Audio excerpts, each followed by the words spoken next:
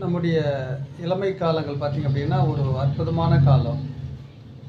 இந்த காலங்கள் பார்த்திங்க அப்படின்னா 19 வயதில் தொடங்கி 35, 40 ஆண்டு காலங்கள் உங்களுக்கு ஒரு சிறப்பான காலம்.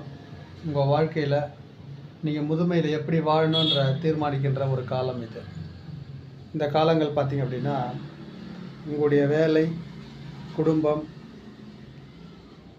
கல்வி, மேலும் இந்த சமூக தொடர்பில் நீங்கள் எப்படி வாழ்கிறீங்களோ அதை பொறுத்து தான் உங்களுடைய முதுமை காலங்கள் ரொம்ப சிறப்பானதா இல்லை அது சிறப்பற்ற அமைதான்னு நம்ம பார்க்க முடியும். இளமையில் நிறைய ஆட்டம் போட்டோம் அப்படின்னா இந்த இயற்கை வந்து நம்மளை அடங்கி வச்சிடுது. நிறைய பேர் நான் பார்த்துருக்கேன். பொதுவாக நீங்கள் அதான் சொல்லுவாங்க, ஒரு மனிதன் சிறப்பாக வாழணுன்னா ஒன்று சிறைச்சாலை போய் பார்க்கணும், ரெண்டாவது வந்து மருத்துவமனை போய் பார்க்கணும், மூணாவது சுடுகாட்டை போய் பார்க்கணுன்னுவாங்க. இந்த 3 இடங்களும் மனிதனுக்கு பாடம் கற்றுக் கொடுக்கின்ற ஒரு நல்ல ஒரு கல்விக்கூடம்.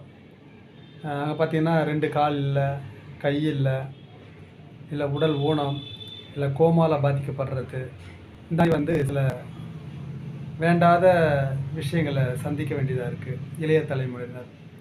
ஆகவே பொறுப்புடன் நாம் செயல்பட்டு நம்ம குடும்பம், நம்மை சார்ந்திருக்கின்ற சமூகம், இதுக்கு நம்ம ஏதாவது செய்யணும், சிறப்பாக வாழணும், பாதுகாப்பாக இருக்கணும் அப்படின்ற ஒரு நல்ல விஷயத்தை நம்ம மைண்டில் செட் பண்ணிக்கணும். நம்முடைய சில நேரங்களில் நம்முடைய முன்கோபமும், நம்முடைய பொறுப்பற்றத்தனமும், நம்முடைய கோமாளித்தனமும் சில நேரங்களில் நமக்கு எல்லாம் இருக்குது, எல்லோரும் இருக்கிறாங்க அப்படின்ற ஒரு அஜாக்கிரதையாக செயல்படுகின்ற தன்மையும் இங்கே மனித சமூகத்தில் இருக்குது. அப்படி இருக்கும்பொழுது உங்களுக்கு வேறு மனிதன் உங்களுக்கு ஏதாவது செய்கிறானோ இல்லையோ, இந்த இயற்கை உங்களை கவனிச்சிக்கிட்டே இருக்குது. ஆகவே நம்ம இந்த இயற்கை நமக்கு எதை கொடுக்கணும், எதை கொடுக்கக்கூடாது, எதை செய்யணும் அப்படின்றத இந்த இயற்கை நமக்கு முடிவு பண்ணணும். ஆகவே அதான் சொல்லுவாங்க, பொறுத்தார் பூமி ஆழ்வார்ன்னுவாங்க. ஆகவே நம்ம பொறுமையோடவும் தர்மத்தோடவும் நீதியோடவும் நியாயத்தோடவும் நடத்துக்கும் பொழுது நமக்கு இந்த இயற்கை நம்முடைய அந்த கடைசி காலங்களில் நமக்கு ஒரு நல்ல விஷயத்தை நமக்கு கொடுக்கும்.